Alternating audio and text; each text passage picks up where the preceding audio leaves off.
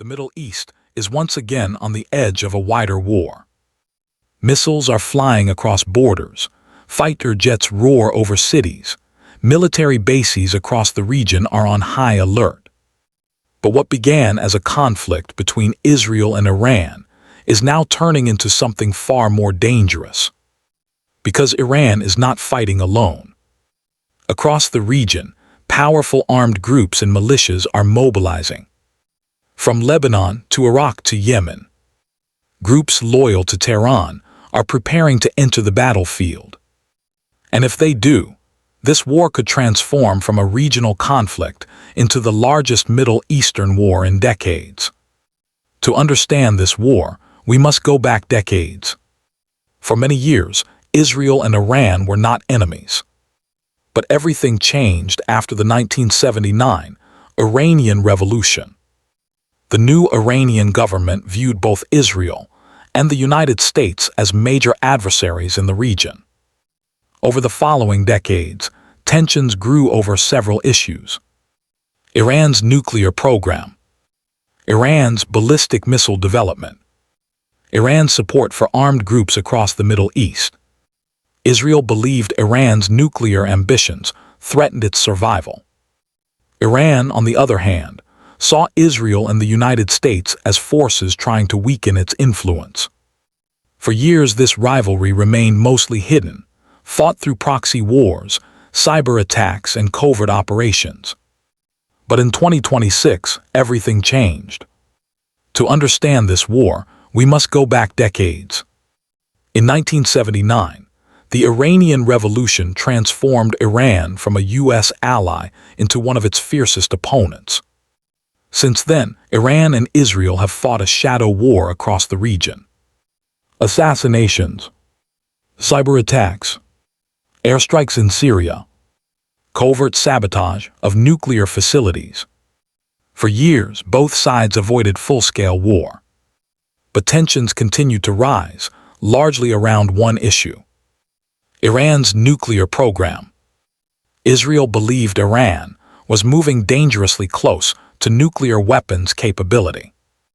Iran insisted its program was peaceful. Negotiations failed. Sanctions intensified. And behind the scenes, military plans were quietly prepared. Finally, in February 2026, the situation exploded. A massive joint operation by Israel and the United States struck multiple targets across Iran, including military installations and nuclear facilities. Explosions shook cities across the country. Command centers were destroyed. Senior military leaders were killed. The message was clear. This was not a warning strike. This was war. Iran responded with fury. Within hours, missiles and drones were launched across the region. Targets included Israeli cities and American military bases stationed throughout the Middle East. Air defenses activated across multiple countries. Missiles streaked across the skies of the Persian Gulf. Drone swarms targeted installations in Iraq, Bahrain, and Kuwait. The region suddenly found itself on the edge of a much larger war. But Iran's strategy was never just about direct retaliation. For decades, Tehran built something far more powerful: a regional network of allies. A network capable of fighting across multiple battlefields at once. Now, those allies were beginning to move. On February 28, 2026, Israel launched one of the largest military operations in its history. The operation targeted multiple locations across Iran. Cities including Tehran, Isfahan, Qum, and Kermanshah were hit by airstrikes and missiles. The strikes were part of a coordinated campaign with the United States, aimed at destroying Iran's nuclear infrastructure and weakening its leadership. Among the most shocking developments was the death of Iran's supreme leader Ayatollah Ali Khamenei, killed in the opening strikes. Several senior Iranian commanders were also eliminated. For Iran, this was not just a military attack. It was an existential threat to the regime itself. Iran responded immediately. Within hours, ballistic missiles and drones were launched across the region. Targets included Israeli cities, U.S. military bases in Bahrain, bases in Qatar, installations in Kuwait and Iraq. The war had begun. But something even more dangerous soon followed. Iran's regional allies began mobilizing. For years, Iran had built a network of partners often referred to as the axis of resistance. These groups operate across the Middle East and share a common goal: resisting Israeli and American influence. And now they were preparing to fight. The first signs appeared in Lebanon. The militant group Hezbollah, one of Iran's most powerful allies, began launching rockets toward northern Israel. Israel responded with airstrikes across southern Lebanon and even near Beirut. Suddenly, a second front had opened. At the same time, Iranian-backed militias in Iraq began targeting American bases. Drones and rockets struck installations hosting U.S. troops. And far to the south, another player was watching closely: the Houthis in Yemen, a group already involved in regional conflicts and known for missile and drone attacks. If these groups fully joined the war, the conflict could stretch from the Mediterranean Sea to the Persian Gulf. The United States quickly became a central player in the conflict. American forces supported Israeli strikes on Iran's military and nuclear facilities. Some of the most heavily fortified Iranian sites required U.S. capabilities to penetrate. Meanwhile, U.S. aircraft carriers and warships were deployed across the region.